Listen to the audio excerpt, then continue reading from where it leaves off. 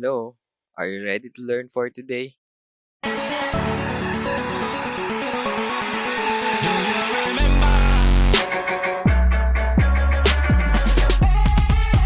Our lesson for today will be all about Pythagorean theorem and its converse.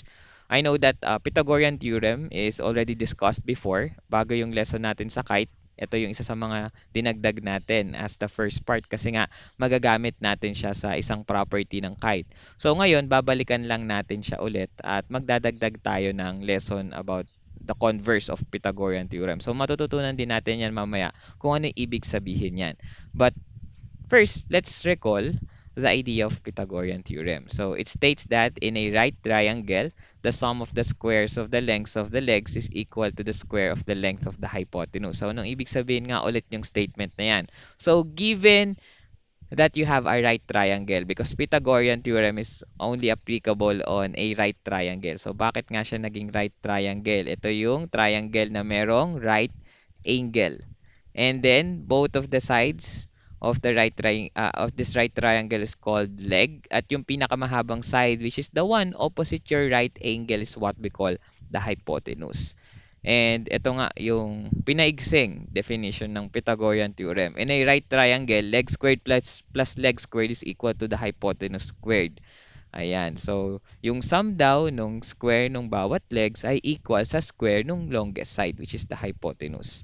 Now, para mas mapaigsi pa to at madaling matandaan, ni-represent natin yung dalawang legs natin as A at B, and then yung hypotenuse natin at C. Kaya eventually, naging A squared plus B squared is equal to C squared ito.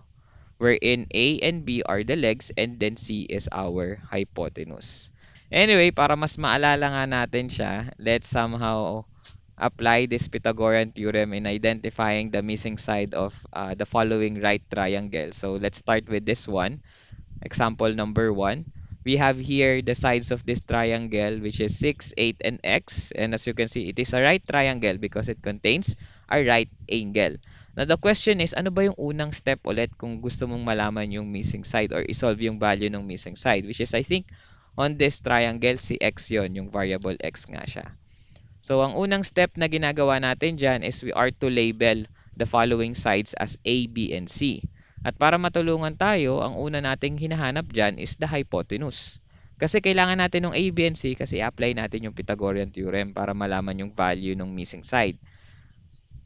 But we are to first identify asan ba dyan yung hypotenuse. Okay, so always remember, ang hypotenuse natin will always be the one opposite your right angle. So this is the right angle, yung side na opposite sa kanya is the hypotenuse. Or pwede rin siya yung pinakamahabang side. Ang hypotenuse natin dyan ay si x, so ang ipapangalan natin sa kanya ay c. At kay 6 at 8 naman, since sila'y natira, pareha silang legs, so we can label them as A and B. Therefore, once you identify which one is A, B, and C, you can now apply the Pythagorean theorem. A squared plus B squared is equal to C squared, where A and B are legs and C is the hypotenuse. Substitute lang natin. Ang A natin dito ay 6 at ang B natin ay 8. So we'll have 6 squared plus 8 squared is equal to, ang C natin ay x, kaya siya naging x squared. If we try to simplify this, we can have 6 squared, which is equal to 36, plus 8 squared, 8 times 8 is 64. So magkakaroon tayo dyan ng 36 plus 64 is equal to x squared. So pag inad natin, 36 plus 64 is equal to 100. Ano ngayon yung value ng variable x?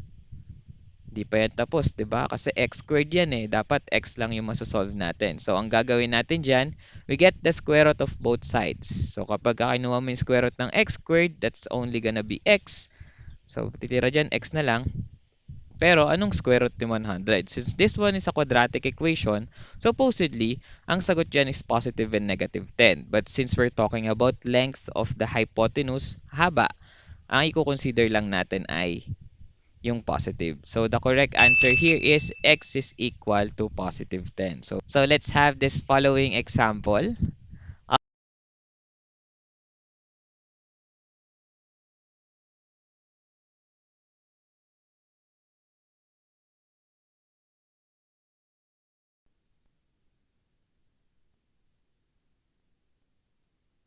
Anyway, let's somehow answer the following. So, who wants to discuss his or her solution on number 1?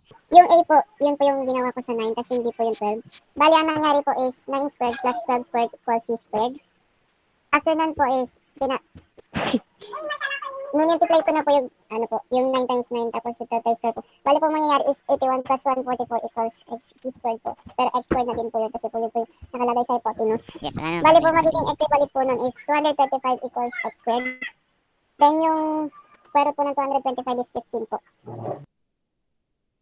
So, anong sagot natin? X equals 15. Okay, that's correct. So, X is equal to 15. So, let's proceed to number 2. Ayan, ang hinahanap dito is si Y. Yung 24 po, ginawa ko po siyang A. Yung B naman po, yun po yung ginawa ko Y. Tapos yung C, yung 25. Kaya po, naging 24 squared plus Y squared equal to 25 squared. By the way, magkabaligtad tayo, pero okay lang yan para sa Sagot ko makuha po, natin. Sige, continue. 576 po yung sagot sa 24 squared plus 7 Y squared minus 625 yun po yung sagot sa 25 squared. Tapos nilipat ko po yung 576 doon po sa katabi ng 625. Kaya po, ang kinalabasan ay Y squared minus 625 minus 576. Ang sagot po ay Y squared minus 49. Ni-square root ko po both sides, kaya Y is equal to 7. Clarify lang natin yung binabanggit niya kanina na minus equals yung ibig sabihin nun. So, how about for number 3? Ito, medyo challenging. 5 square root of 3 yung isang side. Yung ginawa ko po is yung Z.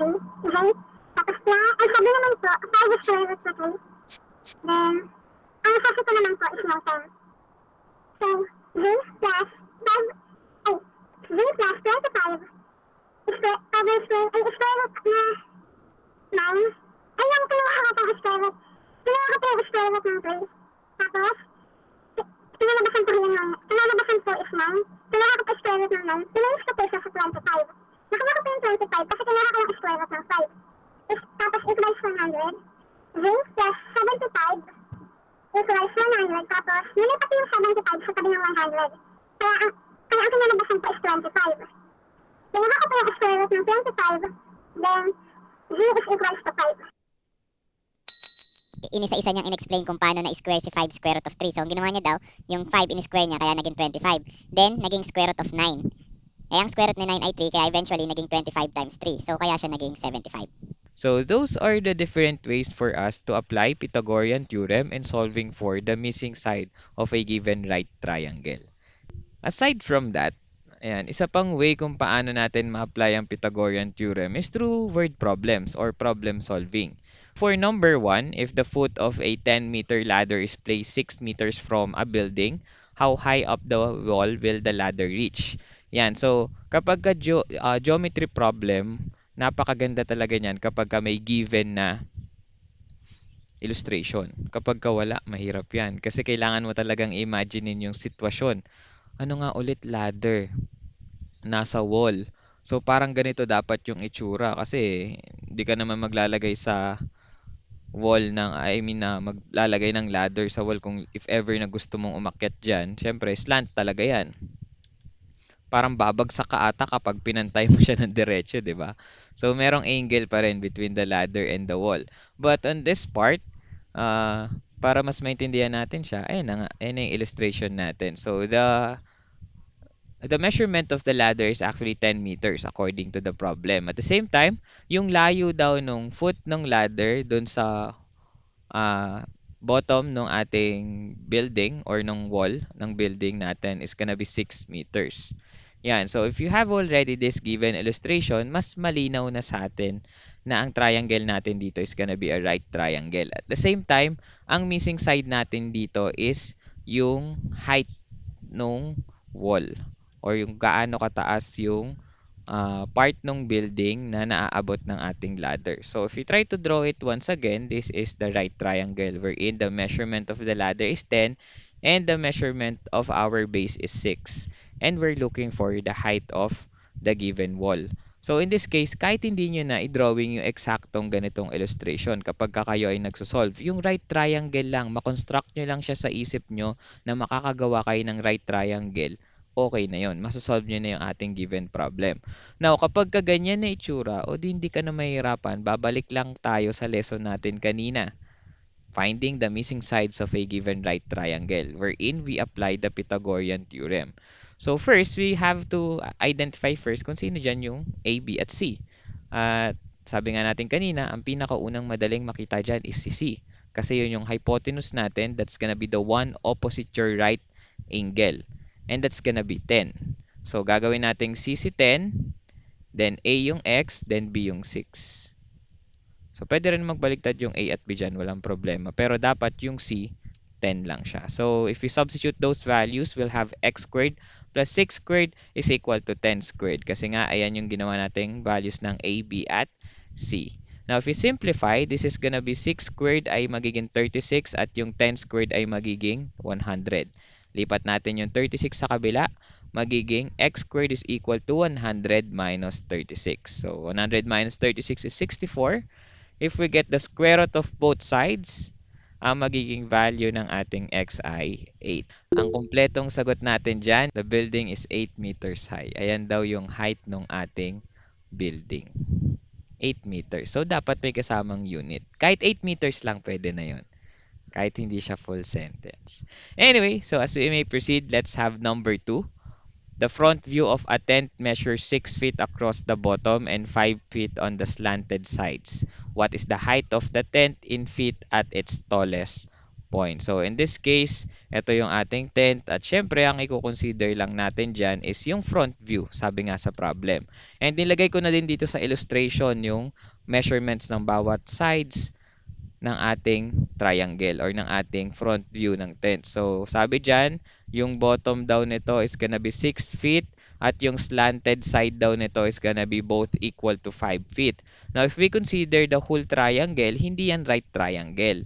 Pero ang tanong kasi dito is yung height lang naman ng ating tent. So, mako-consider natin itong line na to or itong height or altitude na yan na pwede naman nating hatiin yung triangle sa dalawa at makakakita tayo dyan ng isang right triangle.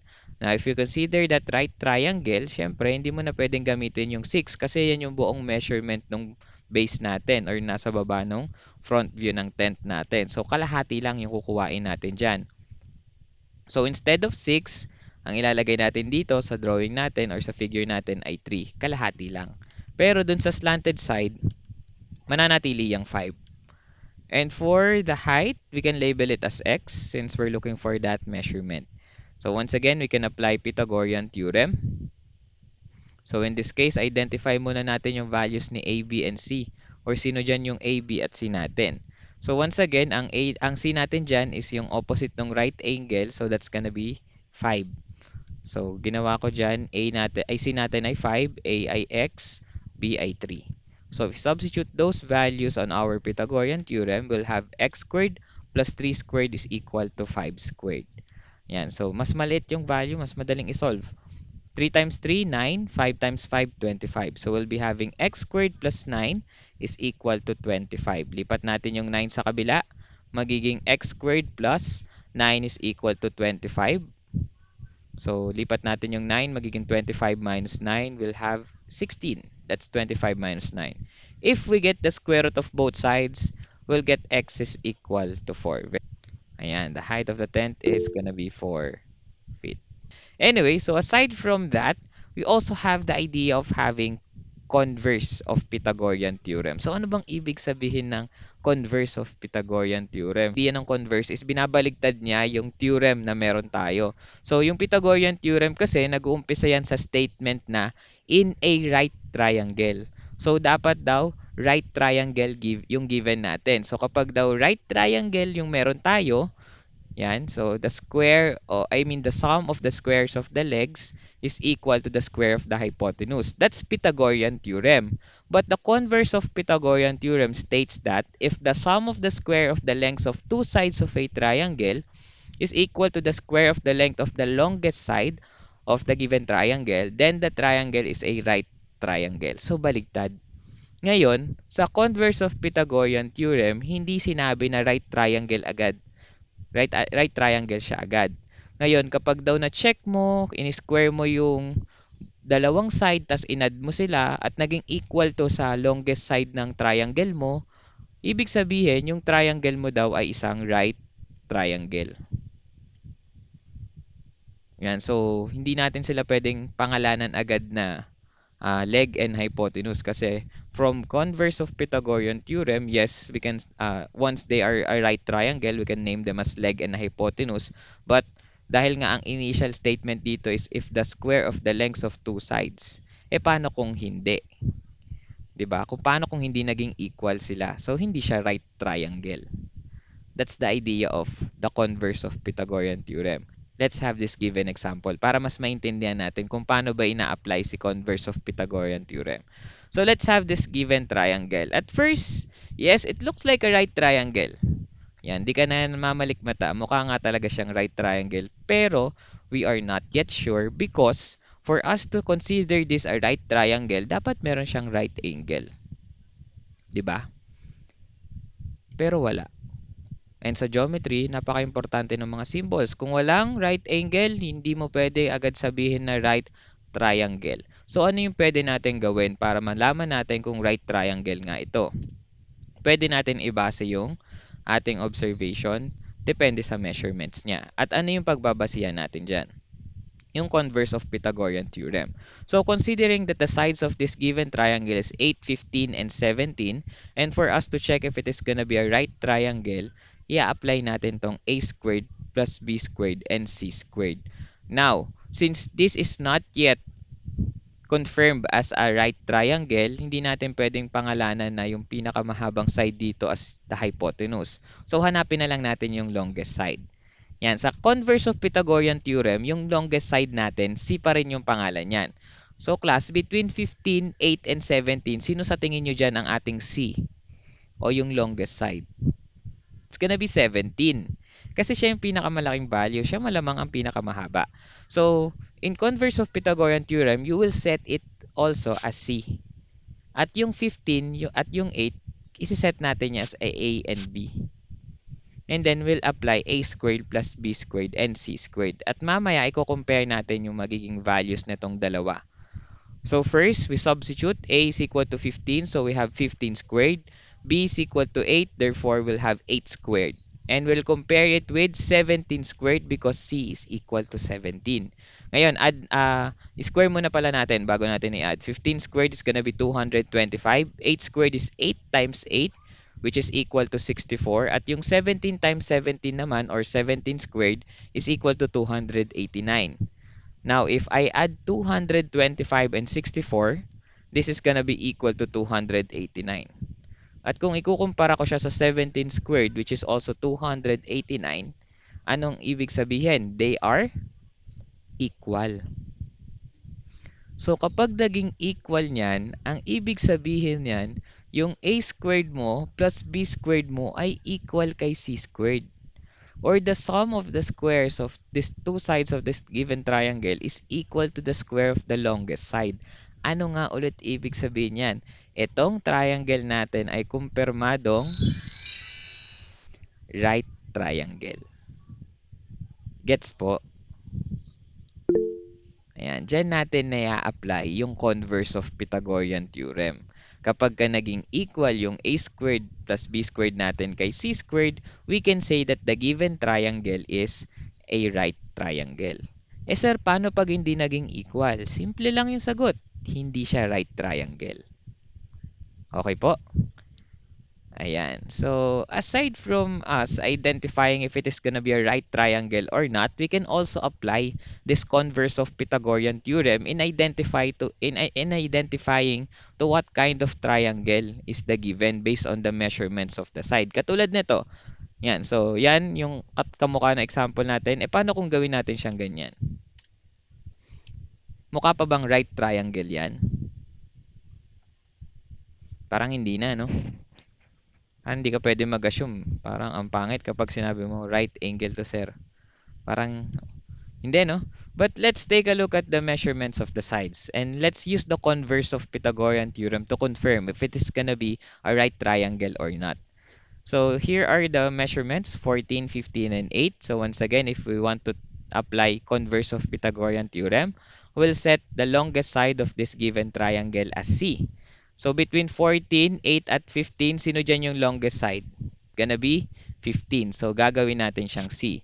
At yung 14 at 8, gagawin natin A at B. And once again, we'll apply A squared plus B squared and C squared. Titignan natin, ano ba magiging values na to kapag inad natin. So we'll have 14 for A, and then B ay gagawin natin 8. So we'll have 14 squared plus 8 squared, and we'll compare it with C squared, which is 15 squared. Ayan, so square lang natin sila isa-isa. 14 squared is gonna be 196. 8 times 8 or 8 squared is gonna be 64. And then 15 squared here is gonna be equal to 225. Pag inad natin yung 196 at 64, it's equal to 260. And kung ikukumpara mo siya kay 225, equal ba sila? Hindi, di ba? So kung tatanungin kita, right triangle ba tong given natin? Hindi siya right triangle. Kasi hindi sila equal eh. Kapag yan. So, pero anong relationship nila? Kung papansinin ninyo, mas malaki yung naging resulta ng A squared plus B squared kumpara kay C squared. So, ang ibig sabihin niyan sa math, 260 is greater than 225. And yes, it is not a right triangle. But if that is the case, wherein A squared plus B squared is gonna be greater than C squared, ang triangle na mabobuo dyan ay isang acute triangle. So ano nga ulit ibig sabihin pag sinabi nating acute triangle? All of the measurements of the angle inside this given triangle is an acute angle. Ano ibig sabihin ng acute angle? Less than 90 degrees. Ayan, kaya ganyan ang itsura niya. So, hindi lang pala ginagamit si converse of Pythagorean theorem in identifying if the triangle will be right triangle or not. Pwede rin natin to gamitin para malaman kung yung triangle mo ay acute triangle.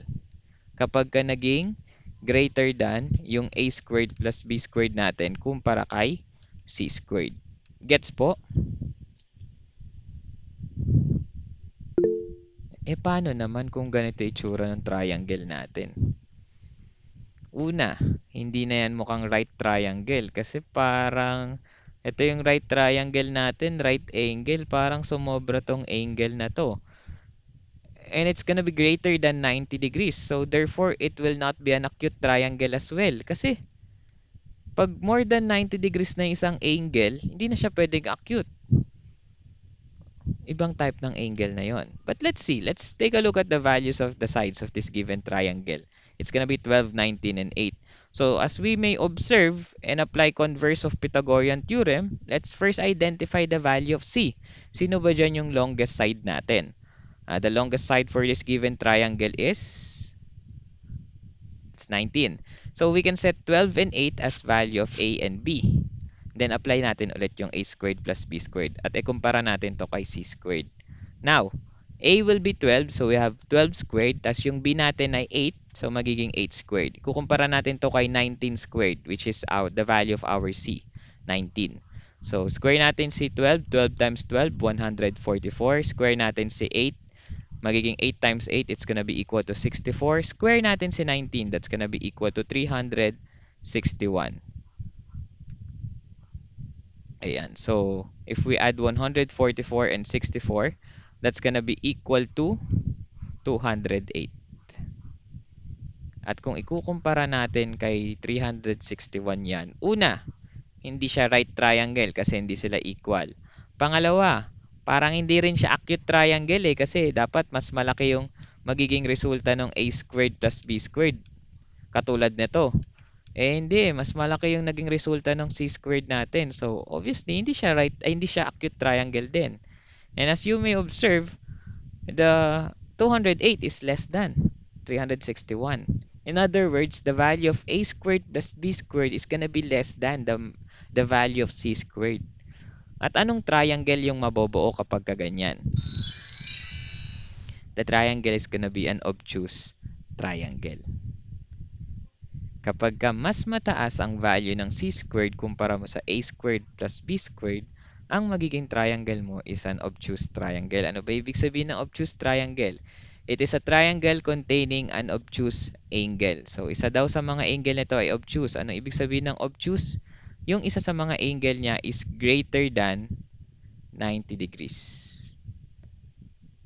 Ayan, ito pala, greater than 90 degrees. Mas mataas sa 90 degrees yung isang angle. So, pwedeng 100 degrees yan.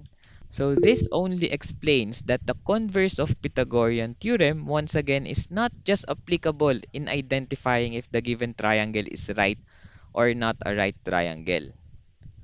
Pwede rin natin itong gamitin para malaman kung ang triangle mo is an acute triangle or an obtuse triangle. So, lagi lang tatandaan, kapag mas mataas ang a squared plus b squared kumpara mo kay c squared, it's gonna be an acute triangle. Pag equal, right triangle. Kapag mas mataas yung c squared kumpara kay a squared plus b squared, obtuse triangle.